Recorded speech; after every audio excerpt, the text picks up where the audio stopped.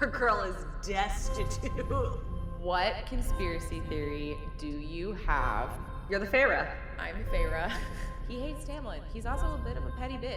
And yet, she decides, let me just shoot my shot and see it. I'm like, girl.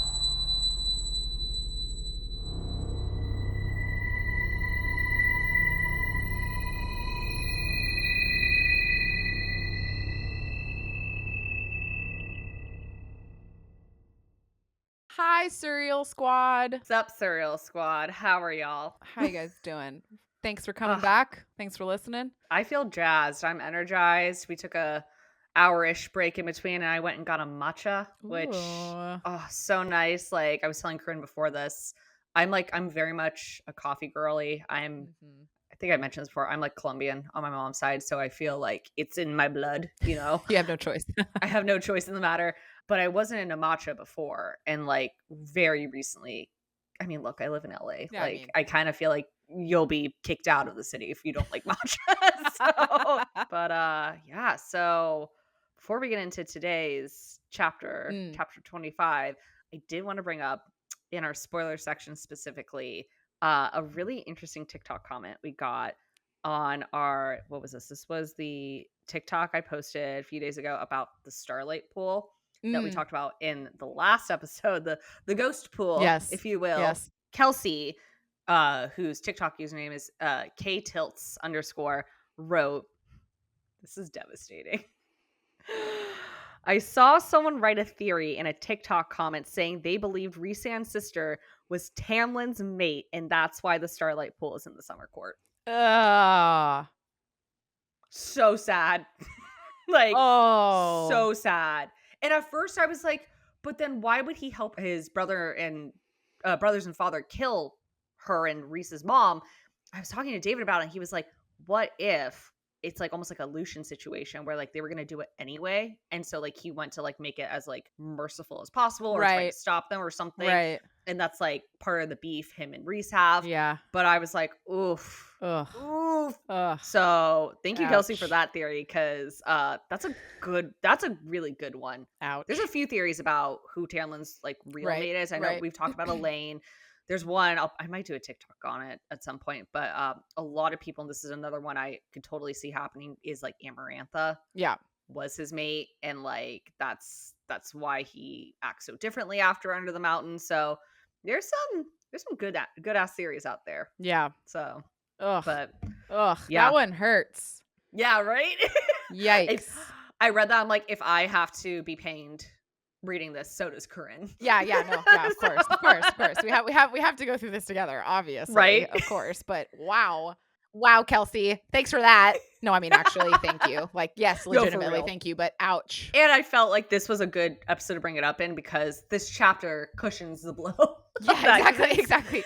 Yeah. Such a sweet chapter. Oh, it's so sweet. Like, I feel like this one, from a spoiler perspective, doesn't really have like a wild amount to like pick apart. Nah. Unless you just want a hardcore Tamlin hate like the entire time. But like, I don't know, there's something really standalone, I feel like, about this chapter, that it's just pure kind of like high school summer fling romance. Totally. And I find it very sweet. I know a lot of people can kind of take like the fairy wine in sort of a particular place, but I don't know. I maybe it's just I'm like choosing to like read this chapter this way, but it's just I really feel like it's Feyre just having some fucking fun. Yeah, we talked about in the spoiler-free episode. I feel like there's like nothing nefarious about the fairy wine in this chapter. Like, we actually kind of went a bit in depth about it. Like, it is very clear in this chapter that not only does she it's really truly her choice to drink that. I mean, like, Lucian tells her, hey, like, you probably don't want that. Yeah. And she's like, fuck it. And she does, which we've all been there. Yeah. If you have been to college, you've been there. Yeah. Also, like, you brought up that she talks about her High Lord. She refers to Tamlin as her High Lord before she gets drunk. And so I think that really does establish, like, this was fully her choice. she wanted to get drunk / high because like we also talked about how it very much feels like the feeling of microdosing on shrooms, Yeah. honestly, this fairy Yeah. wine. Yeah.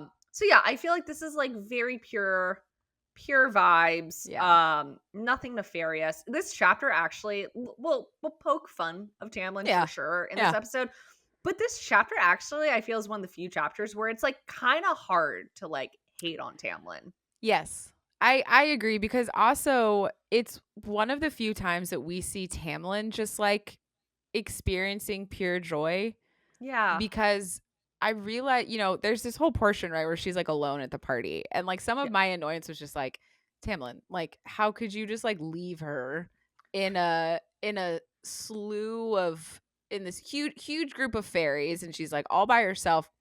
Then I started thinking about it, just like, I wonder if Tamlin was just like, I want to go play the fucking fiddle. I want to go play some music. He's like, I need to shred. I need to shred on my fucking fiddle.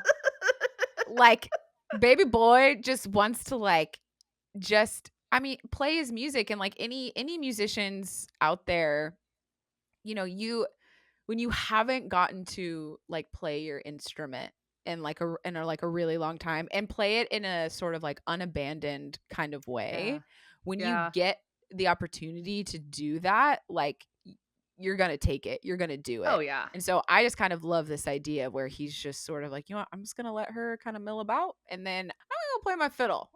Yeah.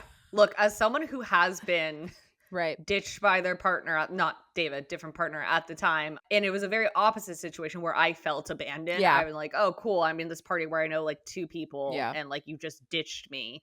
This feels like the total opposite of Yeah. like she's having fun being alone. She's eating her little sweets, like she's drunk on that fairy wine, having a ball, starts dancing, and then she's like, oh shit, it's basically my boyfriend. Yeah. Right? Like playing that fiddle. Playing Like that it's fiddle. I mean, okay, since we're getting into the fiddle stuff, like the one thing I have to say, I think, and I know this is low hanging fruit, and this is no hate to anyone who plays the fiddle. Like the fiddle is a beautiful instrument. I used to play violin, and like very, very similar, beautiful instrument, but just like imagining Tamlin. I know. As a musical theater girly, I can't stop thinking of Tamlin on the roof. I'm just picturing the musical Fiddler on the roof, but it's Tamlin instead. Yeah, dude. Totally. If I were a female. Yeah. If I was a high lord. Don't sue us, whoever wrote that musical. I actually don't know. If you haven't seen Fiddle on the Roof, do yourself a favor. Great fucking musical. Yeah. But now I just picture, especially, it's so funny because like, I feel like in that musical, when whoever plays the fiddler, it's always like kind of a tiny dude. Yeah. Because like they have to be up on a fucking house, right? Yeah. That's a set. Yeah. But Tamlin's like this big hulking guy. Huge guy. So it's just like, I imagine huge beefy Tamlin with a tiny little fiddle. Yeah, okay. I'm so glad you bring this up. Okay, because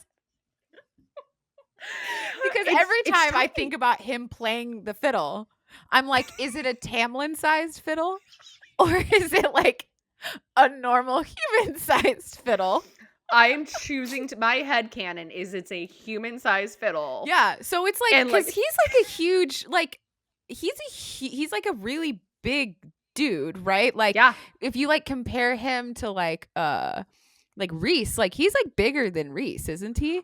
I think he is. I want to say he is, which is kind of what makes it so scary in a like hot way that Rhys has more power than him. But like, I'm trying to imagine, like, do we think Tamlin's like Cassian sized? Oh, I'm gonna venture and say yes. I always kind of thought, and like, I'm not necessarily saying like I think Cassian might be like, I don't know. I feel like Tamlin's like, he's like a broad fucking big dude. I mean, he has cord and muscles, as we've established. Yeah. So, but like, so I just imagine, like this gargantuan man, just like with this like little fiddle, with like, fiddles, exactly. Fiddles are like kind of dainty. Yes. Right? Yeah. Aren't fiddles a little bit smaller than violins? I believe so. Yeah. Like a smidge, like a hair. Like they're not like wild, but they're like a little bit smaller. But they have like the same amount of strings and stuff, right? I played violin in 6th grade, so I'm really testing your knowledge here, aren't I? Yeah, okay. I feel like fiddles are smaller. Yeah. So yeah, it's just like imagining him with a fiddle, and also like this moment when he like is on his knees like in front of her, like I fucking shredding, and it's like it's from like a teenage romance. It's adorable. But when so cute. you really The reality of it. when you really sit back and think about it, you're like, this is like lightweight cringy. Like Oh, lightweight? Like, I believe the kids would call it chuggy. what the fuck? That's a do new you one not know for what me. No. Wait, you don't know what chuggy? Okay, I'm an old lady. quick Gen Z lesson. Educate me right now. Also, for reference, I think we've talked about this. Corryn is the youngest of her siblings, and I am the oldest, and I have a Gen Z sister. So, Yes. like, this is pretty common. I'll teach Corryn some Gen Z lingo. Ariana keeps us hip. She keeps us young. Thanks, sis. Thanks, lady. But love you. Okay, so chuggy, it's basically a word that has been created by Gen Z to weaponize against millennials. So, like, like the fall autumn girl style that we kind of like had in like the 2010s, Yes. like very Pinterest, very like church girl kind of stuff. That's chuggy. Like, okay, I'm trying to think of like a good. So it's example. cringy. They say in a cringy way. It's like, is it like basic? Like you're so Kinda. basic, you're cringy. Kinda, yeah, but it's like very specific to millennials. So like, I remember like it's rude. I know, right? Like like our skinny peace signs. jeans. Are our peace signs? Peace signs are chuggy. Skinny jeans are chuggy.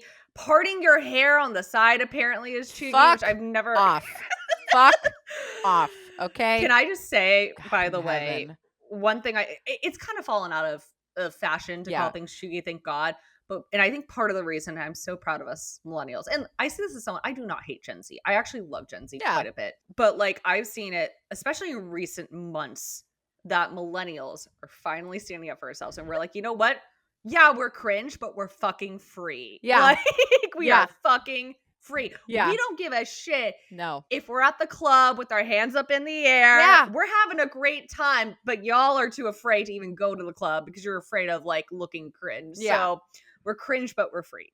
Yeah, we're cringe, but we're free. Like, yeah, we don't fucking care. We fought hard for our high-waisted pants and our fucking shit going out top. Yeah. we're gonna survive this recession with that shit, Hell yeah. Like, we've been there before, we'll do it again.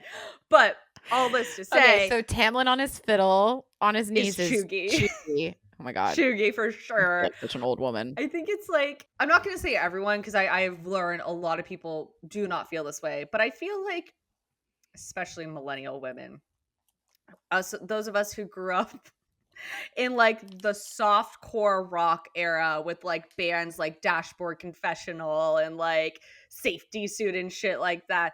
We've all used to love Safety Suit so much. Like, one of my first ever like hardcore makeout sessions in college was like to Dashboard Confessional. Like, it was 2010, prime 2010. What it a was time. Great. But I digress. I feel like those of us who grew up in that era especially are prone or have been prone to having this like daydream of like a dude we have a crush on who usually plays the guitar, maybe bass, maybe is a lead singer of a band, like playing to, I mean, you mentioned in the last episode. As you were just talking, I was like, you mean what I literally said in the spoiler-free episode where I was like, I totally had this dream of the guy just like soloing and playing for me. Girl, same. Like, I think most of us around our age group have. Yeah. And then as we've grown up, maybe some of us actually experienced it, some of us didn't. We then realize the reality of that and realize, oh no, that would actually be like kind of like, even if they're good, it'd be a little mortifying because it's like when everyone's singing happy birthday to you and you're at like Chevy's or whatever and you're just like kind of sitting there like, I don't know what to do with myself. Well, just listening to this, you know? Yeah. Yes. Well, it really what I just thought of when you were talking was like that scene in Barbie when they're on the beach and all the guys are playing. What was it? Wasn't it like a Creed song or something? No. If I will. Yeah. That one. Yeah. Push by Matchbox 20. Push.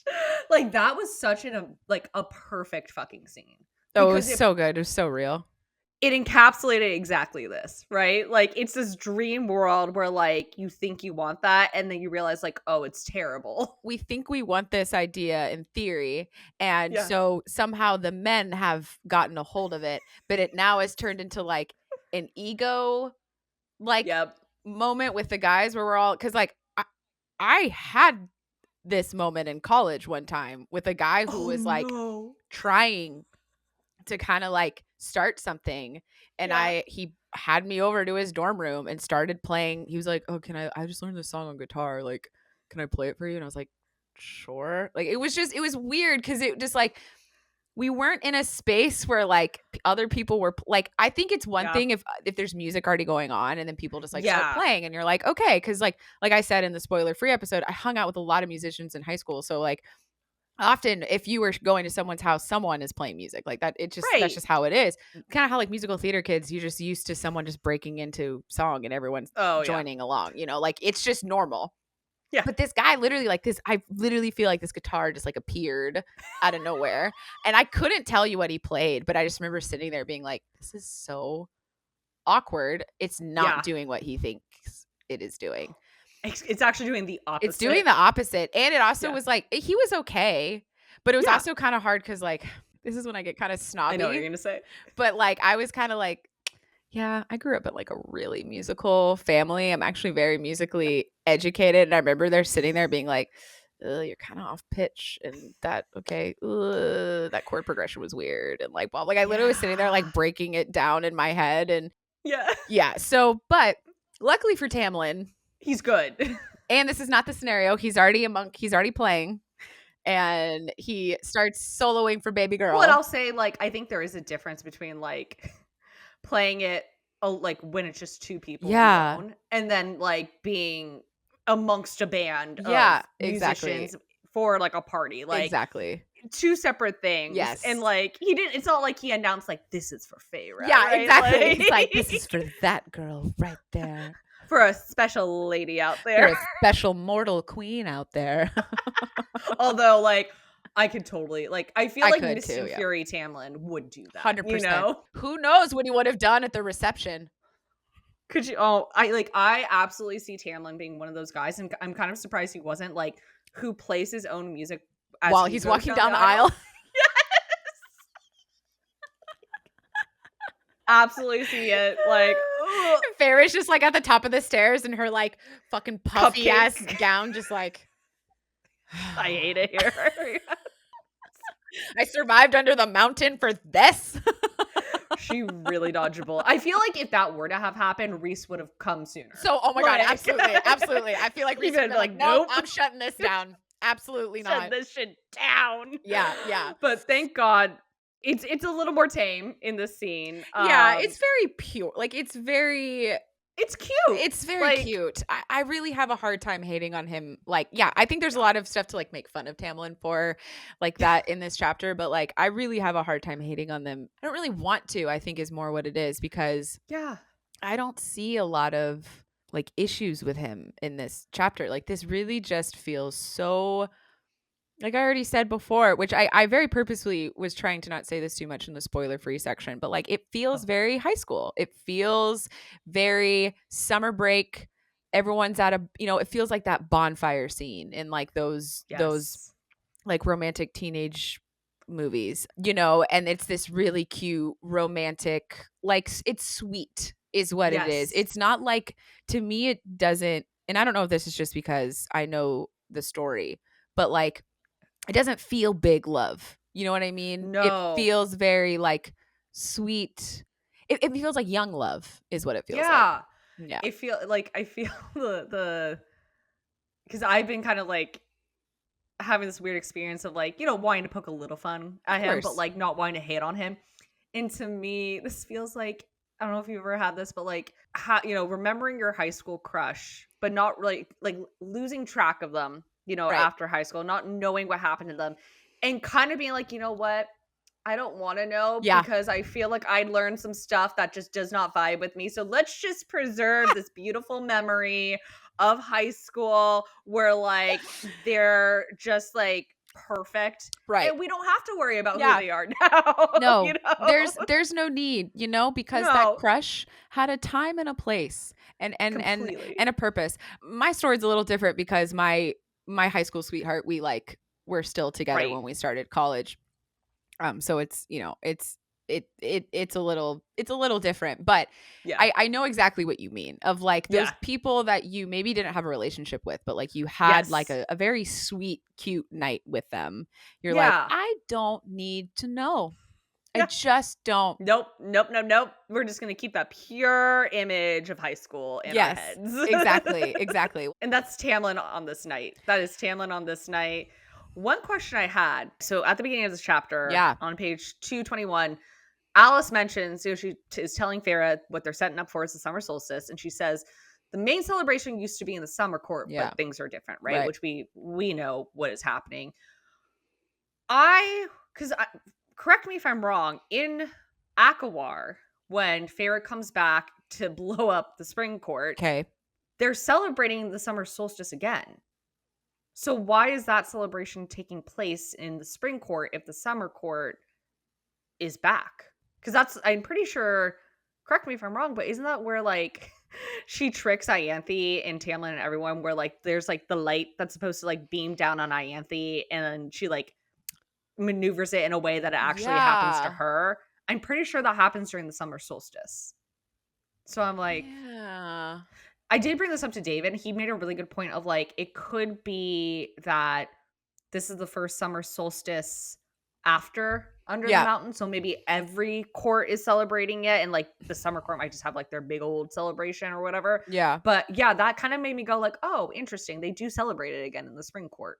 So yeah, and it could also be that like, summer or spring court has now been celebrating summer solstice for the last, 50 years, and it's like a tradition now. There's also a lot of questions of like, not all the courts are like wildly comfy yet to have other people from different courts coming in and out. True. Like, I don't know, there's a lot of stuff there. And also like, I could also just see Ianthe being like, oh no, we're celebrating this. Yeah. Right? Just for her to have she's like, this. I'm going to be in the literal spotlight. Yeah. We're celebrating it. Yeah. So I could see it being a little combo of like all of those things. Maybe. That makes sense. Yeah. That checks. Yeah. The other thing I noticed was, I can't remember if it's Alice or Lucian that says this. It might be Lucian. Someone says, solstice celebrates when the sun outshines the night. As the longest day of the year, it's a time when everyone can take down their hair and simply enjoy being a fairy. Not high fae or fairy, just us and nothing else. The summer solstice is literally the opposite of the winter solstice, which is the longest night of the year. Yeah. So that's like, I feel a little intentional hint at like this is, I would say, other than the sex scene, which we'll be getting to in a couple weeks, I think this is maybe even over the sex scene in a lot of ways. I think this is like the most into Tamlin she really gets. Like, this is like their like most pure, I would say, that they ever get. Yeah. I mean, and I also really group this together where like this is like her starfall with Rhys. Yes. Right? Absolutely. This is her moment. And I completely agree with what you're saying, because I was actually going to really bring up the quote that she says at the end of the chapter, which is, it was the happiest moment of my life. Yeah. And there's a lot in that sentence, I think. Yeah. Mainly because pretty much from here, like, this is the last real, I mean, yes, we get the sex scene. Yeah. But this is like the last real full on like happy day these two have together, like ever. Well, because the rest of it, whether it's the sex scene, because remember, the sex scene happens after right after he tells her, I'm sending you home tomorrow. Right. And then there's all the events under the mountain. The rest of this book, Feyre and Tamlin's relationship feels really desperate. Yes. Like she's desperate to stay with him. She's desperate to get him out from under the mountain. She's desperate to make sure he doesn't end up with Amarantha. Yep. So this is like their one, I would say, fully pure moment where I think, maybe it's bold to say this, I feel like this is kind of the only moment where it is pure love.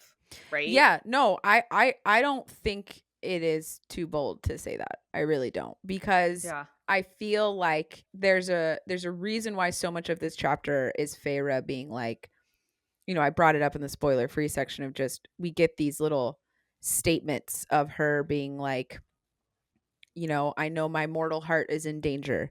I won't show how much it affected me that he was gone, like not yet. And then like, but I am going to let my hair down. I am going to like, kind of celebrate this night, because people are threatening my high lord and like all this stuff. Like I really, cause I think this is the chapter where Feyre is like, I'm all in here.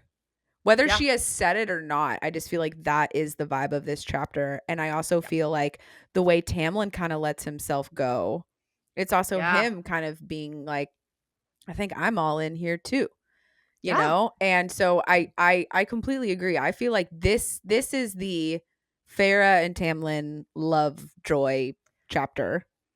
Yes. Because I have a lot of feelings about the sex scene that they end up having, which we'll talk about it when we get there.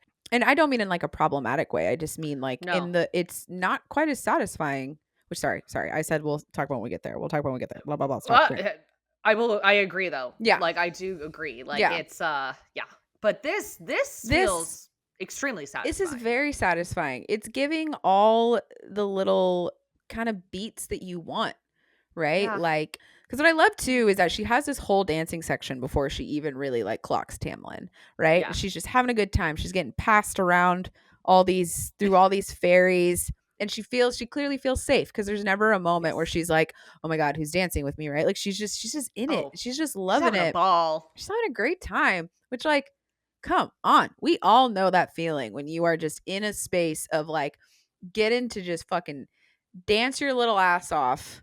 It feels like very familial. Yes. And again, it's why, I can understand to a degree why people might have problems with the fairy wine, but like I don't see, like, I think most of us have been there where it's like we've gotten, we've had a few drinks or gotten high or whatever, but it's in a safe space, right? Yeah. So it's like you don't feel in danger at all. Well, and it is very much what we've already touched on of like, she is entirely like, she was warned and she did it. She felt the feels of the first little shot and then she did it again. So it's like, baby girl's making her own choices here, Absolutely. And so no one's pressuring. No. And I think that's also why this whole chapter is like, feels really good. Because then when they do finally kiss and all this stuff, I almost want to group it with Fire Night, because it's like, if you want to get into a conversation of consent, like this chapter feels all about consent, actually. Yes. Because it's her making the choice with the wine. It's Tamlin kind of like asking if he can kiss her, basically. And her being like, yeah. And then, more, please, and then, and so this one feels a lot more of like letting kind of Feyre have like some of the control of what's going on. And so it feels very opposite of Fire Night because of that. And I think that's why this whole chapter is just like, it's just wildly sweet and just sounds like a good ass fucking time, man. Right? It I have a couple things on that. It feels, we touched on this in the spoiler free episode, it feels like a making up for Calanmai a little bit from Tamlin, of like, he does ask basically to kiss her, like, instead of just biting her, right? Like, even when we were talking about the fiddle versus the drums of Calanmai, like, drums are such a like carnal kind of instrument, like it mimics a heartbeat, like it's sexy, right? Like it is instinctual. Fiddle is, I don't want to say it's more complicated because I don't want to like make it sound like it's a harder instrument to play. I don't want to diss drummers, but like it is a really hard. Drumming's really fucking hard, but it's a drum is a purely rhythmic situation, right? Yes.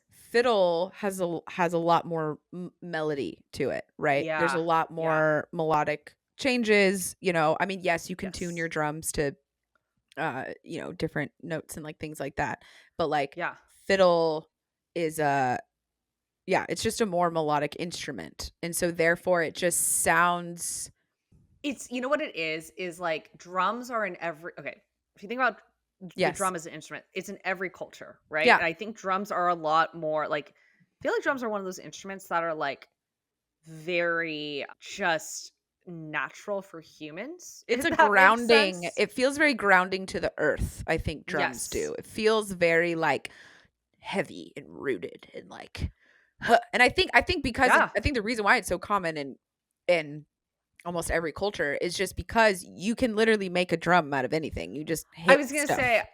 I don't know the history of instruments, but I'm going to assume drums were probably the first instrument because, yeah, you could like literally just hit Yeah. anything and you have a drum beat. Yeah. Whereas fiddles feel very Western. Yes. You know what I mean? You know, it's funny. I've referenced this before. I made a playlist for Corryn, for all the ACOTAR books. It's all Taylor Swift songs because I've been trying to get her like kind of more into Taylor Swift.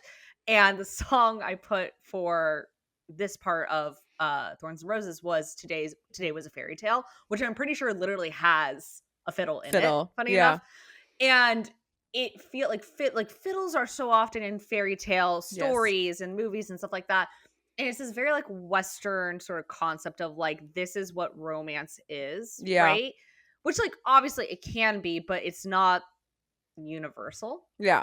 right? It's not like drums, which I feel like drums are very universal Yes. because like they can be very romantic, but they're absolutely instinctual, like Carnal. they're very carnal, lustful, Yeah. right? And like that's Calanmai, Yes. right? And so it is really interesting. I was so glad you brought that up and I wanted to talk about it here. Is like we're juxtaposing these two different instruments. Yeah. And like Tamlin also, oh my God, I just realized because I know like she based this book off of the Tale of Tamlin, which I believe is a Gaelic, I want to Yeah, say, I think story. so. Maybe he has a fiddle. I can't remember. But yeah, I don't know. It's just like, again, no diss to people who play the fiddle. Fiddle is a beautiful instrument, really hard to play, but it feels very specific. It feels more constructed, I think is what I'm trying to say. It feels more constructed, kind of like how Tamlin is constructing this fairy tale for Feyre, right? Whereas like Wowie. drums to me, even though Reese doesn't play the drums, although could you imagine if Reese played the drums? Can't. Like, I can't. Like it feels more natural and like instinctual. Yeah. So, yeah. I mean, I'm so glad you brought it up again because I just feel like just the music choice, just the fact that on Calanmai we're hearing drums the whole time, and then on Solstice, she starts hearing fiddle at like the top of the day, and so it's just it creates a much lighter sounding. I think just because the tonal quality, is just higher. It's working at like a much higher frequency, and like fiddles can go low, but I don't think they can go that low, honestly. And so it's just like from a tonality space, it's a lot higher. I mean, it's funny though. I like disagree with you on the whole improvising standpoint on fiddle. Oh, okay. Mainly just because some of the most incredible string improvisation that I have heard has been on fiddle. Oh, really? Yeah, but I think that's cool. Again, I grew up very privileged in who I was surrounded by, and I got to hear fiddle practiced a lot, and it's just like, yeah, it's pretty insane. But I get what you mean in that there's a very, when you think of string instruments like that, like violin and fiddle, you think of it having a bit more structure with like how they play. And so like I get where you're going with that. It feels like a more privileged instrument in a lot of ways. Yeah. Like a lot of times you have to have like tutoring and like stuff like that with like string instruments like the fiddle or the violin, whereas like drums, I feel like there are a lot of people out there who like just figure out drums on their own. Yeah. So it's there's an interesting difference between the two. Yeah. Well, and I think it's funny because she actually does say the music during Solstice. There's literally a quote that says, it was the mirthful sister to the bloodthirsty fire knight. Right. Yeah. So just right there, she's saying it's just much more, it's just like joyous and light and like mirthful. It sounds like laughter. Like it sounds like, this kind of like frilly, over the top, like fairy, gallivanting amongst the green like classic fairy. Yeah, like that's classic it's fairy just shit. exactly like that's what it sounds like. And the the compared to the bloodthirsty fire night, like there's just an overall different vibe. On the note of music, Yeah. actually, so the part, I'm gonna skip ahead a little bit, when she realizes it's Tamlin on the fiddle and whatnot, he says, "Dance, Feyre," and then she says, "So I did." My immediate image was the Phantom and Phantom of the Opera going, "Sing for me, Christine." Like, I don't know why. I'm just like, oh my God. No, Corinne, I didn't even mean to do this. My next note, we already talked about this and I forgot I'd written this. I wrote, tampon playing the fiddle for Feyre is totally that scene. Oh, soft rock dude playing a Creed song on his guitar for a girl he likes. That's so funny. I forgot I'd written that. That's so good. Oh my so God. real. That's so good. Oh, But wow. yeah, the Phantom of the Opera thing. I was like, why does Dance Feyre sound so familiar? I'm like, Yeah. it's Phantom of the Opera. Sing for me, my angel. Yeah. And both of them have masks. Yeah. Oh, wow. Look at you. Look at you. See, this is where being a musical theater kid comes in handy. Comes in handy. Absolutely. Yeah. Yeah. That's so funny.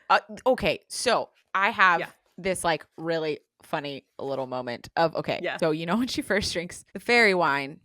Yeah. Okay. And I spoke about it a little bit in the last episode about how we find out that Lucien, that he does have a glamour, right? Because when she drinks the fairy wine, she sees. Okay. But just tell me what you think of when I read this. Ooh. His auburn hair burned like hot metal, and his russet eyes smoldered like a bottomless forge. Who is his dad? Baron. No. Oh, Helion. And it's Summer Solstice. It's Summer Solstice. I know he's day court, but the whole idea is it's the longest day of the year. Oh my God. Of course you found that. I know. When I first read it, I was like, see how hot and bothered she gets when we talk about Helion. I get so excited. Oh my gosh. Okay. Well, because when you first read it, it is very okay, yeah. So he's just really attractive, and he's kind of sure, autumn court, whatever. But then when you really think about it, you're like, why would he be burning in any way? Why would there be any aspect of that if it has to do with summer court? And when you meet, when it has to do with autumn court, and then when you meet Helion, he is this bright, kind of burning image to Feyre, right? Yep. And so just reading this, because ever since you reminded me that Helion is Lucien's dad, right? I said in that episode, I'm like, every single Lucien moment, I'm just gonna look for something. And this one was so perfect. I was like, oh my God, she literally puts it there. He burned hot metal, and his eyes smoldered like a bottomless forge. That is spicy, so good. And I like it. I love it. I really want to know. I mean, I would have a million questions for this woman if I got to meet her, but I really want to know if Sarah J. Maas planned this early for her. You think she? Yes. I really I want to believe that. Mainly just because when we meet his brothers, we learn that his skin tone is kind of different than his brothers. It's more bronzy, right? Yeah, that's why in some of the fan art they'll make Lucien black or light skinned. Yeah. And a light skinned black man, and it's I mean, I'm any of the art of Helion, he's sexy no matter what color. Yeah. I'm game, whatever. But his skin tone is wildly debated, Lucien's. Right. But we just do know that it is darker than his brothers. Right. And I also feel as we continue along, before we find out that Helion is his dad, there's other descriptions of Lucien that I'm pretty sure give off a little bit of a sort of day kind of stuff like this. I'm pretty sure this isn't the only time we get something like this. Oh my God, I'm so excited to see those. I know. It's so funny because Dave and I are doing a big Lost rewatch. Yeah. And it's our first, at least my first one, seeing the entire show after it's ended. And I love the moments where it's we see an Easter egg that we now know what it Yeah. means, you know, because Yeah. we've seen the whole show, and to feel like this is like I'm having that same feeling with like ACOTAR of Oh, like yeah. being like, oh my god, she like put this in so fucking early. Yep. So it's so good. Kind of going like around that time when she drinks the fairy wine, one thing I noticed, speaking of little Easter eggs, Yep. is she describes it as it was like a million fireworks exploding inside of me, filling my veins with starlight. And it's just like the amount of times she mentions starlight and Yep. night court themed things. Like Yep. it is crazy how many times there are. Yeah. Like, I kind of had this moment where I was like, is it just that this is like a really good way to describe, like, starlight is a really good way to describe something that feels very like sparkly Yes. and like it's like, and so like at first I was like, could it just simply be that it's a good way? And then the more I thought about it, I was like, there's no way. There's no way that No. it's not on purpose. Especially now that we've met Reese. Exactly. Yeah, it feels like she's doing these like subliminal messages, right? Of where she's like slowly getting you to like it feels like she's doing like a psychological experiment on us, kind of like, I'm just gonna keep mentioning starlight in these really positive ways, and I'm just gonna like, so that way when our response of like starfall, we're like, oh, it must be magical, like we're like we're already in it, you know. Yeah. We're eased in versus going in dry, no lube with Yeah. Reese.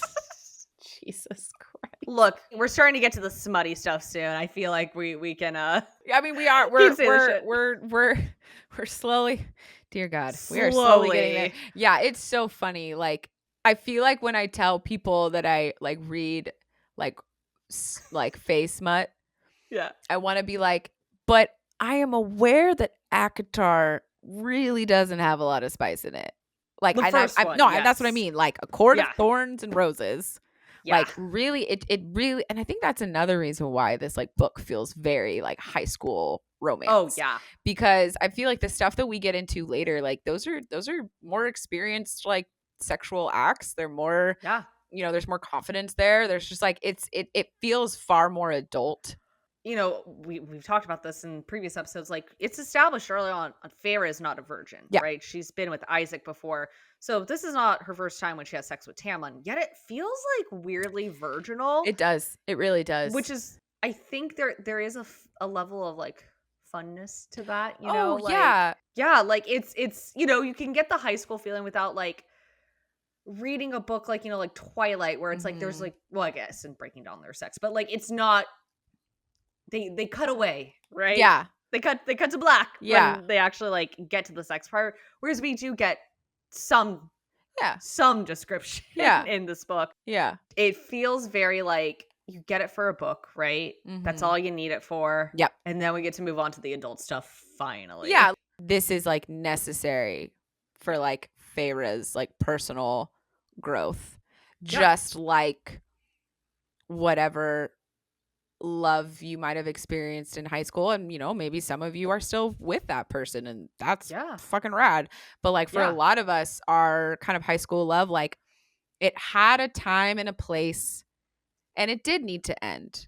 But like and no one is discrediting those relationships, you know. Like, I'm very thankful for relationships I had in high school, and that some led into college. Like, I don't regret any of those relationships. And so I think like we keep saying high school, and we're not meaning it in like a disrespect or like a that it's negative. Like in like a negative way. I think we just keep saying that because it just feels very young. It feels very just juvenile. Just those kind of wide-eyed, bushy-tailed times where you were like, this is my person forever, and we're so magically in love, and like it feels very, it just is sweet. It's because you don't know any better, right? Exactly. Like, the only other person Feyre has known is Isaac, who like that was out just of a like fuck buddy.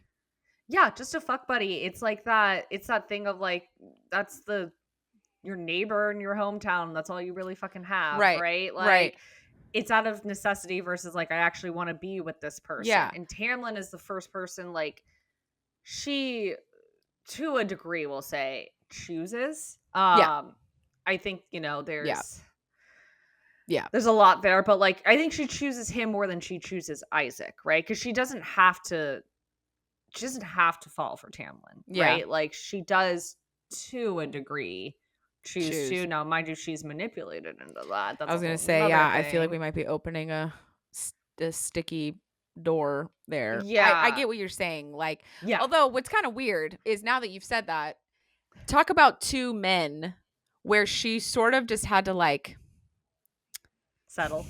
pick the best with what she was given. You know what I mean? Yeah. Like Yeah. Isaac, like she probably just chose because it was a somewhat attractive guy her age that she had known for a really long time, and Right. like they were both hunting, and like okay, and then like Tamlin, it's like she kind of has these like multiple similar kind of relationship ideas of like it's not as obvious I think with Tamlin, but as we begin to see like she had a choice, but it was also like which way was Not. this really gonna You know what this go? feels? This feels like, since we're doing the whole high school metaphor here, Yeah. Isaac feels like middle school, Yes. right? Like a lot of people's middle school, I mean, mine sort of was as big as my high school, but like we typically have like less classmates in middle school Yeah. than you do high school, Yeah, right? yeah, yeah, And yeah, it's yeah. like, okay, like you really are the only you can't, for instance, like you can't drive in middle school, so Yeah. it's not like you can go visit other middle schools, like stuff like that. So it's like, okay, like you really are like the only, it also reminds me, just going back to musical theater, for those of you who have not done musical theater, you don't know this, those who have know, there's always that one dude, the one straight dude in your musical theater class, play, whatever, that every girl went to. And in hindsight, we're all like, why did we all have a crush on him? And it's truly because he's the only fucking straight dude Yeah. in your play. And Yeah. that was the only choice you had. Like, there was no choice. That's what Isaac feels like. Whereas Tamlin does feel like high school. You get a bit more of a choice. You know, she could have gone for Lucian, right? True. Like, there's a little bit more choice. She could have not She could have fallen in not. love with anybody. But, you know, Tamlin's like the quarterback on the high school football Yeah. team. Like, it's like, okay, like, yeah, you're going to go for him because he's like the traditional all around golden boy. Yeah. Right. So why wouldn't you go for him? Yeah. Right. Totally. And then she meets Reese, who is like college or beyond. Yeah. Reese is like when she gets to college and all of a sudden she's like, oh, this is what a man is like. Yes. Got it. Yes. Yeah. And if you think about it, she really does have choice there. Yes. You know, if we take the mating bond away. But like, she's introduced to Cassian she and has Azriel. a choice to fall in love. The mating bond does not mean love. No, So, that's true. Yeah. Yeah. She could have gone for Cassian. She could have gone for Azriel. Like, she could have gone for like someone else that she meets a lot of men once she is, I mean, Tarquin, right? Like, she kind of plays Tarquin. Yeah. So, and like, she actually does have a moment where like, yeah. and I think when she says that quote to him of like, I think you'd be easy to fall in love with. Yes. I think she's, I don't think she's lying. I don't think she's playing him in that moment. No. Because I think that's why like the betrayal with Tarquin, I think is really hard on her because I do. And and what's interesting, it's hard on Reese too, because he actually like, he genuinely likes Tarquin and he does not have he does not like a lot of the High Lords. And so I think like, yeah, I think that betrayal is like really hard for them. But anyway, yeah, she has a lot more choice. And I mean, I think even Reese giving her, I guess, her asking for distance and then him giving it to her. Yeah. More forcing him to stay away. I mean, I think there's a lot of things where like she makes the choice, right? Yeah. Sweet high school. Okay, there's another Lucian thing I want to bring up. Yeah. When we find out, there's this little snippet that we all probably gloss over, but he's talking to her about the fairy wine. Yes. And then Feyre goes, I also remember you telling me how witch berries were harmless. And the next thing I knew, I was half delirious, falling all over myself.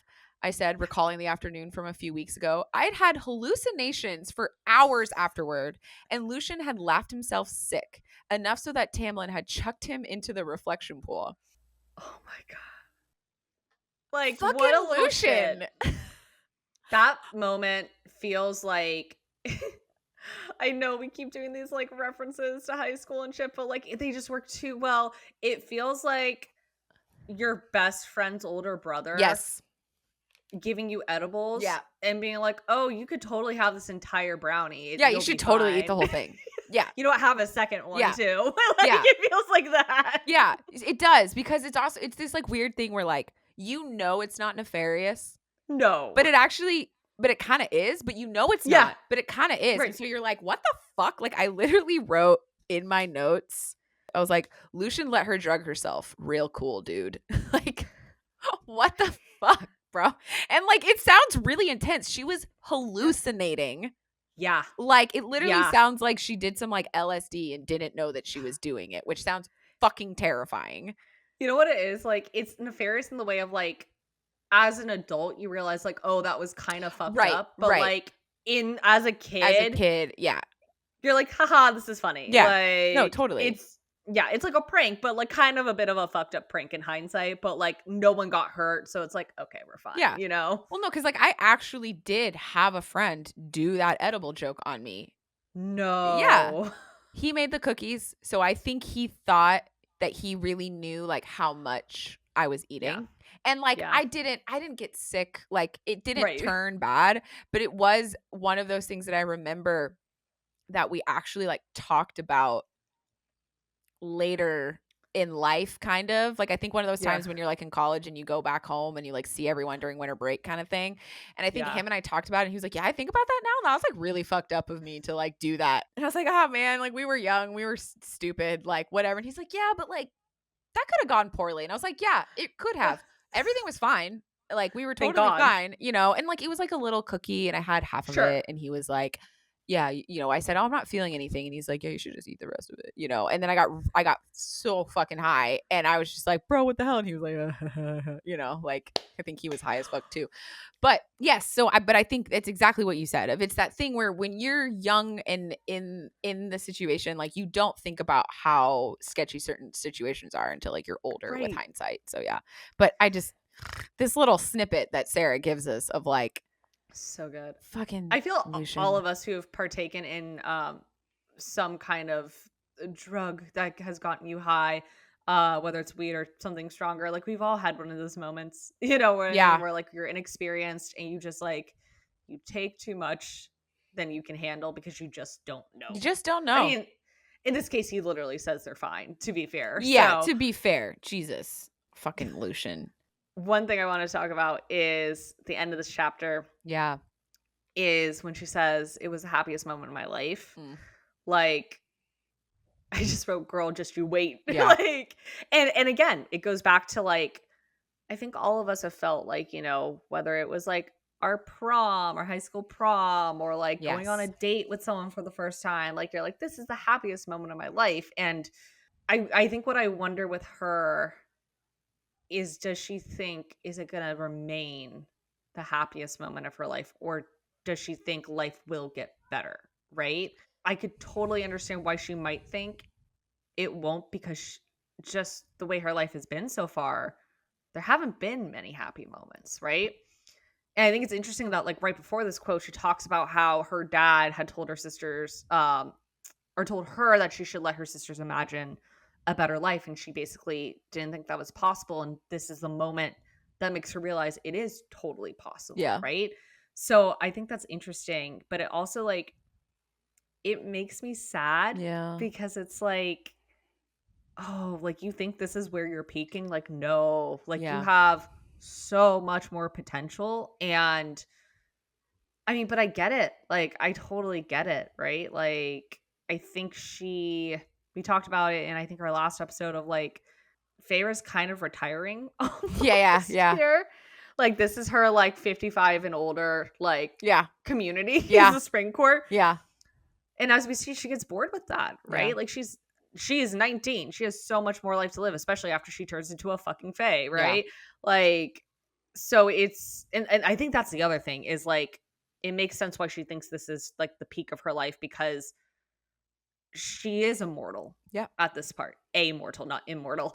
She, I think, the longer she lives in the spring court, the more fragile she's realizing, like being human. In that sense, like she's realizing that humans are very fragile compared to the rest of this world. And it goes back to like, I think that's why she kind of settles. Tamlin doesn't let her explore her powers as a high fae when Yeah. she turns into one. Like, it's one of the many things I love about Reese is he's like, the Ridiculous. fuck? Like, Yeah. why I is he know. not letting you like explore that? So it makes a lot of sense.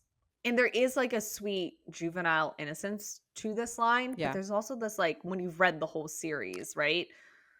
There is this like kind of dark Yes. sadness Yes. to it It is too. a very ominous line. Yeah. Absolutely. Like it is very, and I have to like, I had to admit, pretty sure the first time I read this book, Yeah.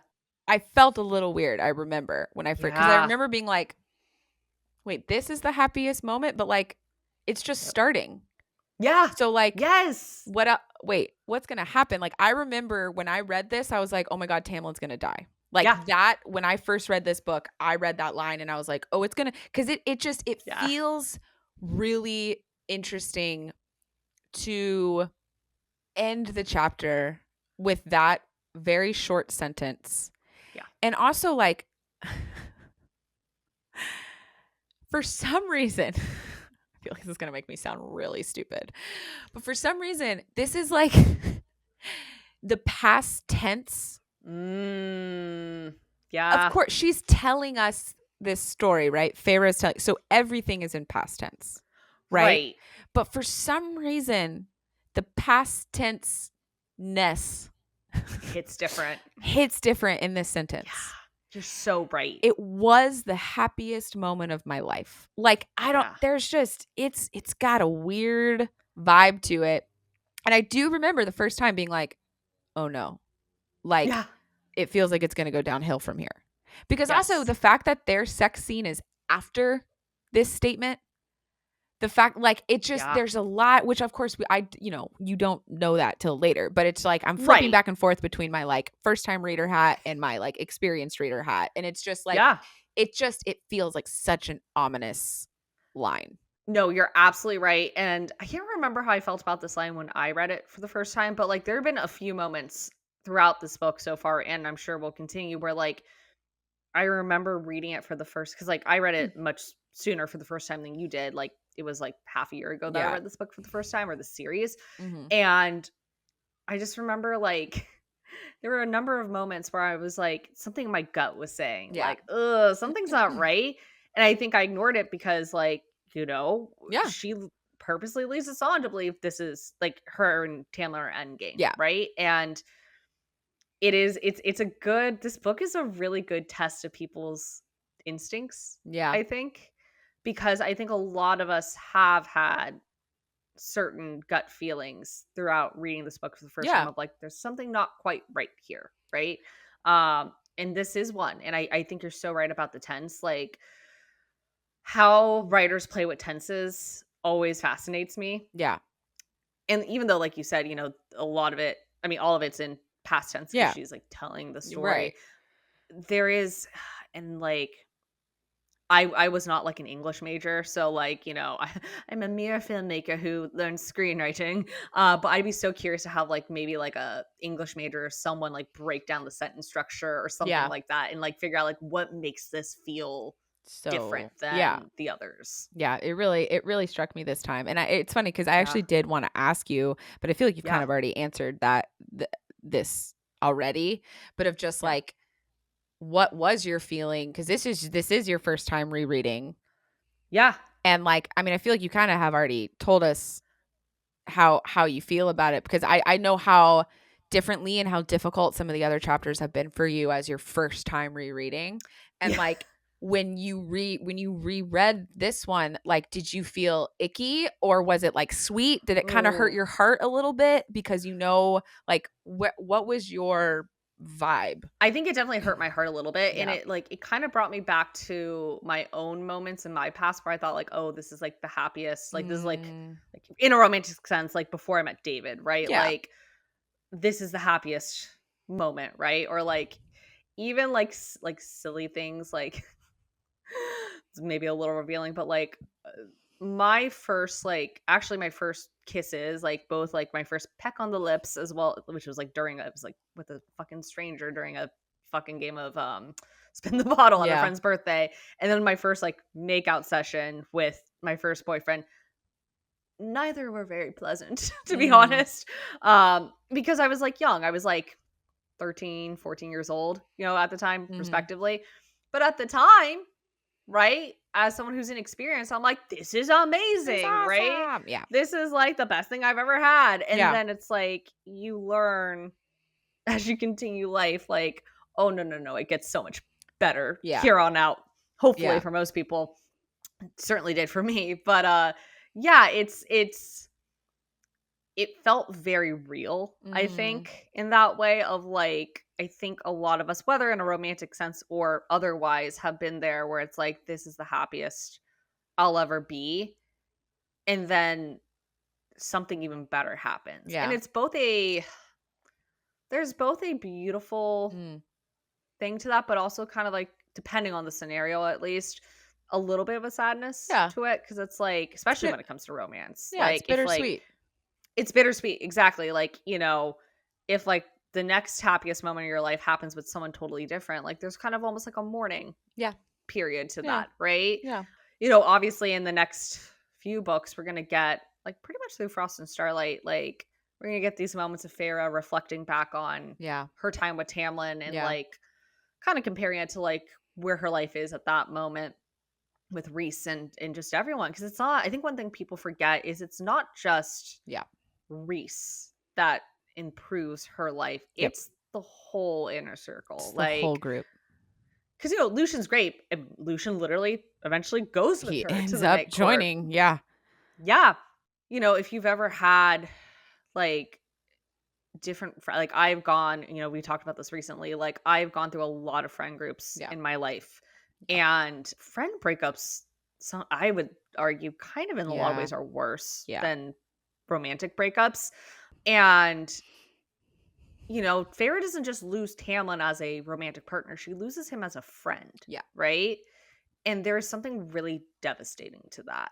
And so, yeah, I don't know. It just kind of, this line makes me think of all of what she's about to go through. And I think the last thing I'll say about it is like, I wonder if part of the reason she considers this the happiest moment of her life at that point is it's a very comparatively simple moment.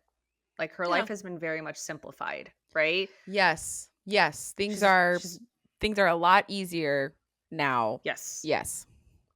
Because like even when I would argue probably the happiest moment of her life, the next happiest moment of her life is probably Starfall, right? Probably. Or like around that. And, you know, when Starfall happens, shit's still going down. Like, very much so. Like, we haven't even gotten to the wars in Akawar. No. And so, yeah, I mean, I'd be very curious. I'd love to know from Mama Mass, like, what do we think at this point in the series? Yeah, what the happiest moment of her life ends up being. Through Silver Flames. I'd be really curious. I think a lot of people would argue maybe Nyx, but I actually doubt that because she almost dies during that. I mean, maybe once he's actually born. I was gonna say, I would say probably once he's born, and she's safe. And like what Nesta kind of had to do and say to make that all happen. You know, it's like a very there's also healing still mourning. moment.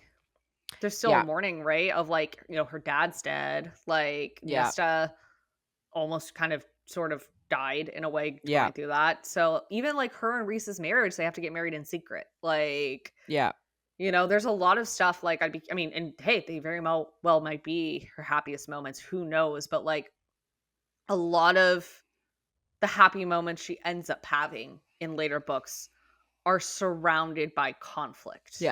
Right? Whereas this moment, even like further in this book, like the sex scene, right? It's the night before she's sent off by Tamlin to go back home.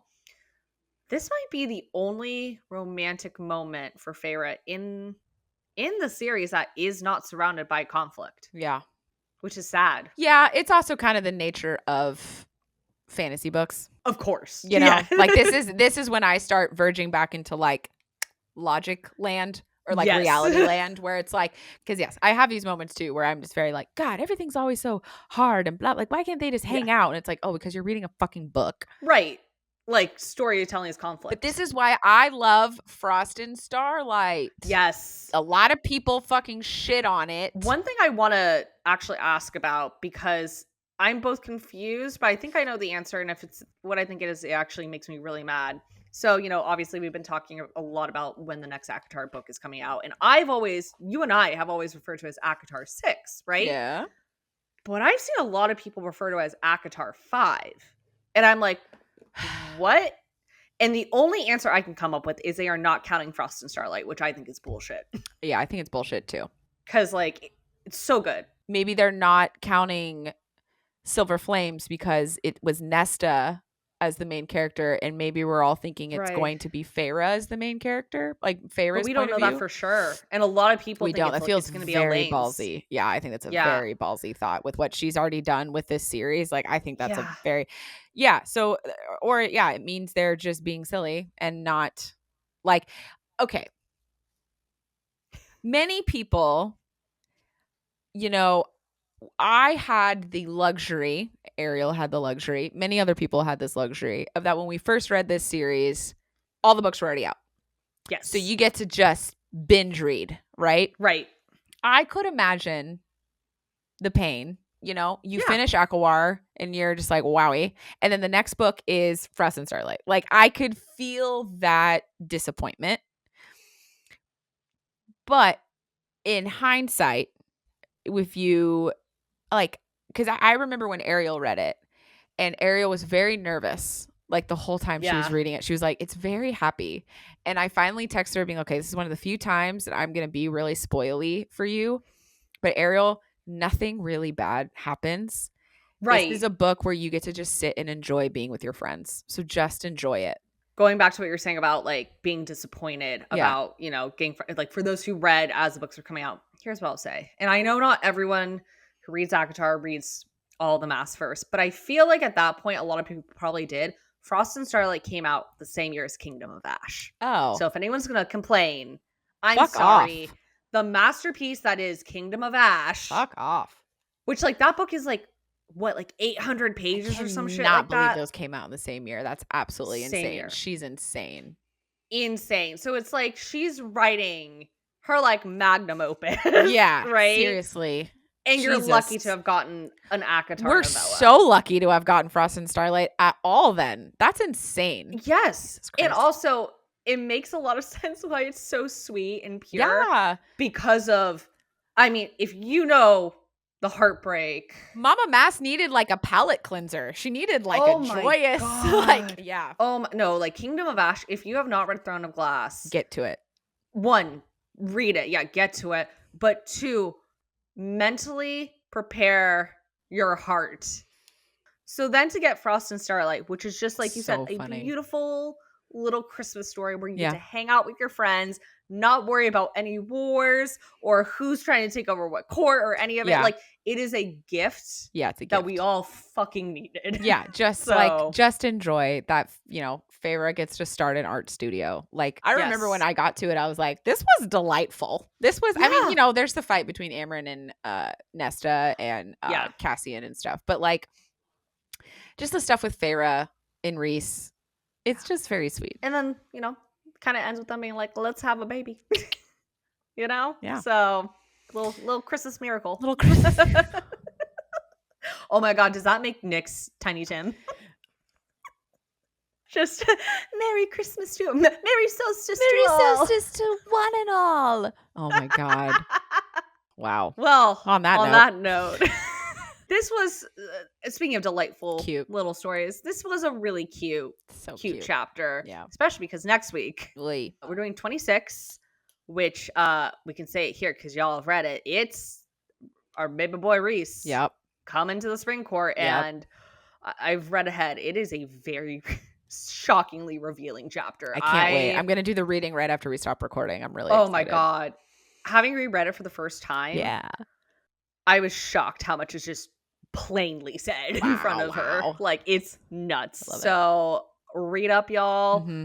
Prepare your feels for it. Also, if you will, subscribe, rate, and review us on Apple Podcasts, Spotify, and YouTube.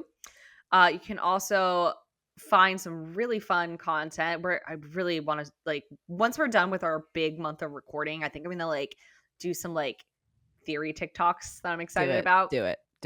So you can find those on our TikTok, Instagram, and Blue Sky at Cauldron Save Us Pod. And if you want to email us any theories or just say hi or whatever, you can email us at cauldronsaveus@gmail.com. Yeah. Woo. I'm so scared because I feel like from here on out, it's just a descent. Yeah, I do. I do feel like it's a descent after this. So this was the high. This was the high. Well, that we're crashing from. We're crashing from. So, as always, you're welcome. And we're sorry. Bye. Bye.